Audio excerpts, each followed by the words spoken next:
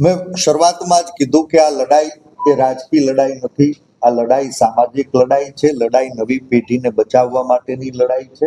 અને આ લડાઈમાં મારે અભિનંદન આપવા છે ભારતીય જનતા પાર્ટીના ચૂંટાયેલા પ્રતિનિધિ અંતરાત્માના અવાજે ડ્રગ્સ અને દારૂના દૂષણ સામે એને અવાજ જો ઉઠાવ્યો હોય તો મારે એને હૃદયથી અભિનંદન આપવા છે.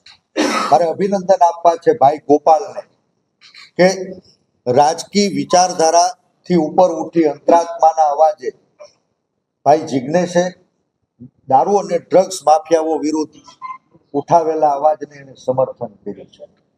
મારે અભિનંદન આપવા છે એ બધા જ પત્રકાર ભાઈઓને, પ્રિન્ટ, ઇલેક્ટ્રોનિક્સ અને સોશિયલ મીડિયાના સાથીઓને જેણે આ દારૂ અને ડ્રગ માફિયાઓ વિરુદ્ધની ઝુંબેશ ને ગુજરાતના જન સુધી પહોંચાડવાનું માધ્યમ બન્યા છે. અને આજે હું આપના માધ્યમથી સમગ્ર ગુજરાતના નાત જાત ભાતથી ઉપર ઉઠી રાજકીય વાડાઓ તોડી મારીને તમારી આપણી નવી પેઢીને બચાવવા માટેની આ ડ્રગ માફિયા વિરુદ્ધની લડાઈમાં આપ સૌ ખંભે ખંભો મેળીને જોડાવ એવી મારે સૌને વિનંતી.